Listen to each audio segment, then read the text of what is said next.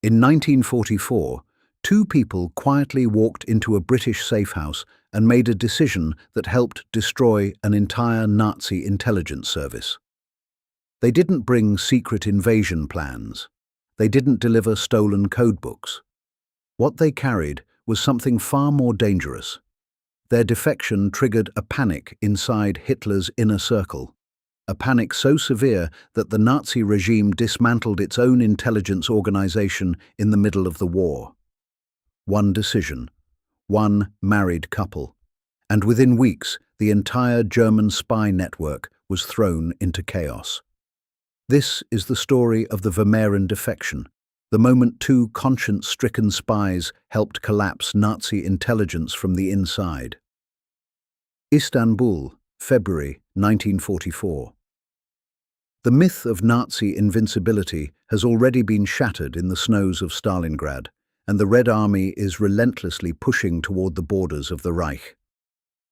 In the neutral capitals of Europe, German spies and diplomats are quietly reading the writing on the wall. A winter evening in the diplomatic quarter, and two officers from MI6, Britain's secret intelligence service, are sitting in a cramped safehouse, trying to process what has just walked through their door.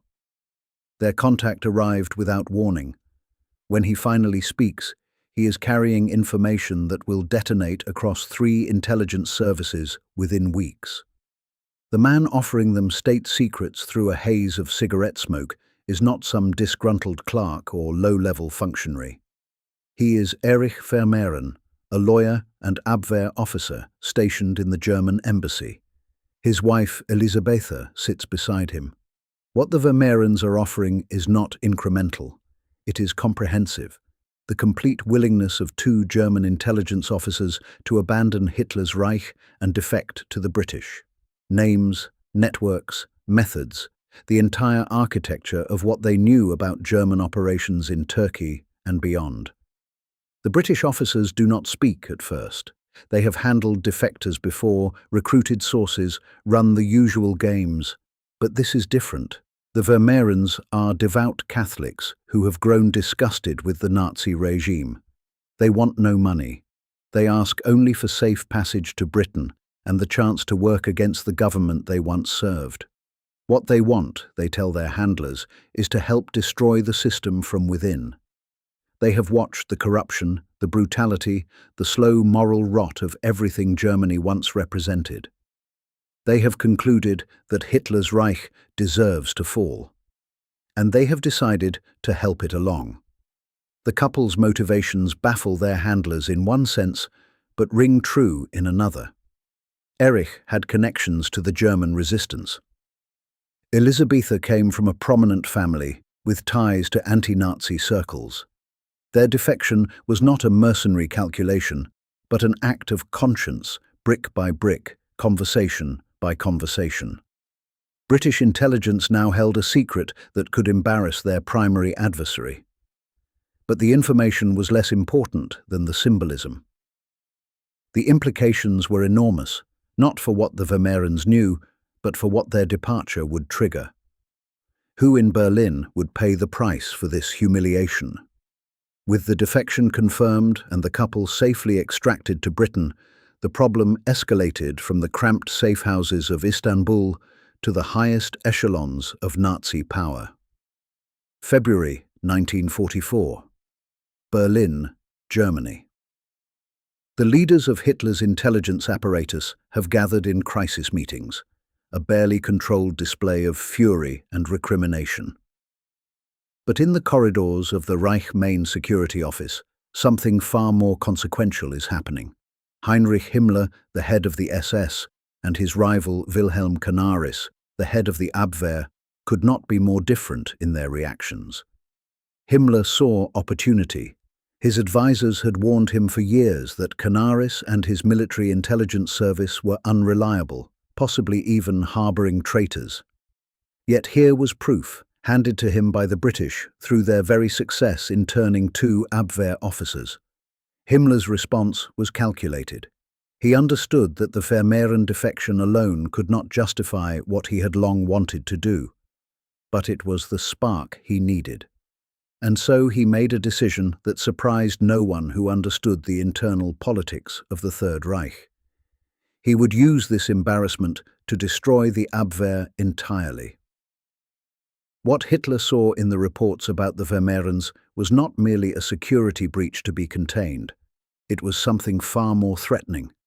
The defection revealed that the Abwehr, the military intelligence service that was supposed to protect the Reich, harbored officers who would rather flee to the enemy than serve the fatherland. The rot, Hitler concluded, went deep. Canaris had built the Abwehr into a sprawling organization over nearly a decade. But he had also quietly protected officers with anti-Nazi sympathies, turned a blind eye to resistance activities, and maintained a studied ambiguity about his own loyalties. The Vermehren defection stripped away that ambiguity. Himmler grasped the implication immediately. This was not just an intelligence failure. It was a strategic opportunity to consolidate all German intelligence under SS control. The conversation in Berlin shifted. The question was no longer simply how to limit the damage from the defection. It was how to weaponize this crisis. Himmler began thinking not like a damage controller, but like a bureaucratic predator. If the Abwehr had proven itself unreliable, then the entire organization could become a target for absorption. Knowing the enemy's weakness is one thing. Exploiting an internal rival's failure is another.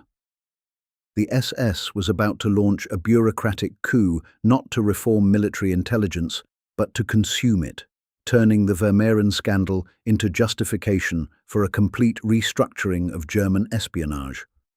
Armed with the ultimate justification, Himmler moved against the Abwehr with ruthless efficiency. He chose to destroy rather than repair.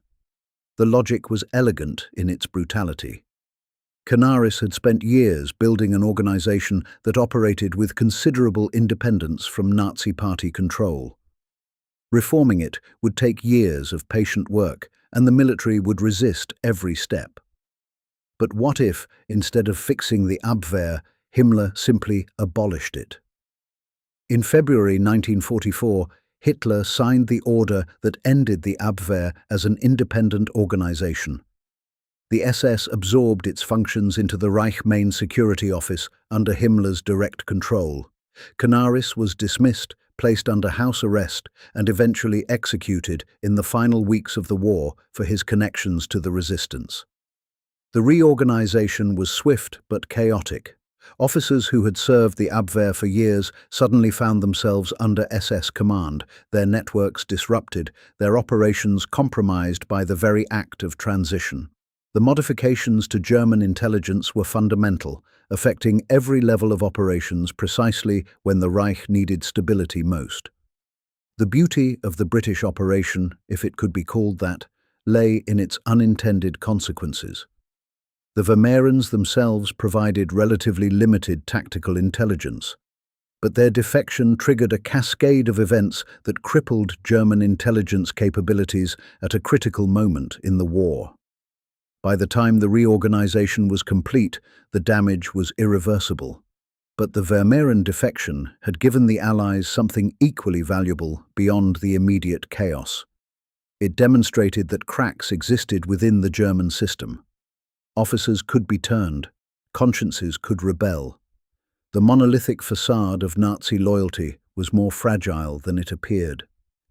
In the weeks following the defection, other German intelligence officers began making their own calculations. The Vermehrens had proven it was possible to walk away. Their example rippled through Abwehr stations across neutral capitals, planting seeds of doubt in officers who had previously seen no alternative to continued service. The Germans launched their own investigation into how the defection had been possible. Security officers examined the Istanbul station, searching for additional traitors and systemic failures. They suspected poor vetting, inadequate supervision, ideological weakness. What they found confirmed their worst fears. The Vermehrens were not isolated cases. The Abwehr had harbored doubters and resistors throughout its ranks, protected by Canaris himself. The West had struck a devastating visible blow. But what of the couple who provided the spark? As the German intelligence machine tore itself apart, Erich and Elisabeth Vermehren began their new lives in Britain, unaware of the full consequences their decision had unleashed. The Vermehrens had delivered one of the most consequential defections of the Second World War, not through the secrets they carried, but through the chain reaction they triggered. They had handed the Allies a propaganda victory, exposed the fragility of Nazi institutions, and provided Himmler with the excuse he needed to restructure German intelligence at the worst possible moment. But by 1944, the couple who had broken with Hitler's Reich were themselves adjusting to an uncertain future. Their British handlers had noticed the complexity of their situation. The devout Catholics who once served German intelligence with professional precision had traded one form of service for another, and the transition was not simple. Erich worked with British intelligence, providing what information he could about Abwehr operations and personnel. Elisabeth, whose family connections had made her suspect to the Nazis, found herself navigating the strange world of wartime London. They had escaped the Reich, but they remained Germans in a nation at war with their homeland. The debriefings continued for months. British officers extracted everything the Vermehrens knew about German operations in Turkey, about Abwehr personnel and methods, about the internal politics of Nazi intelligence. The information was useful, but not revolutionary. The Vermehrens had been relatively junior officers. Their knowledge had limits. What proved more valuable was their testimony about morale within the German system. They described an intelligence service riddled with doubt, staffed by officers who no longer believed in victory, led by a man who seemed to be waiting for the regime to collapse. This picture of internal decay proved more useful to Allied planners than any specific operational details. The ripple effects continued long after the initial crisis. German intelligence never fully recovered from the reorganization that followed the Vermehren defection. The SS takeover brought ideological reliability, but sacrificed professional competence. Networks built over years were disrupted. Sources went silent. Operations that had functioned smoothly under Abwehr control stumbled under new management. For the Allies, the lesson was clear. Sometimes the most devastating intelligence operations are not about stealing secrets, but about triggering institutional collapse. The Vermehrens carried relatively little classified information when they walked into that Istanbul safe house. But their departure set in motion a chain of events that damaged German intelligence far more than any single document could have. The couple survived the war. They returned eventually to Germany, rebuilt their lives, and largely faded from public attention. Erich pursued an academic career. Elisabeth wrote about their experiences. They lived long enough to see the Cold War reshape the intelligence landscape they had once inhabited. But their moment of greatest impact remained that winter evening in Istanbul, when two people decided they could no longer serve a system they found morally intolerable. They walked out of Hitler's Europe carrying little more than their consciences and their knowledge. And in doing so, they triggered a strategic panic that altered the course of wartime intelligence overnight.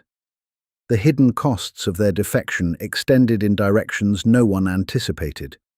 German intelligence, already struggling to compete with Allied capabilities, lost months of operational effectiveness during the transition to SS control.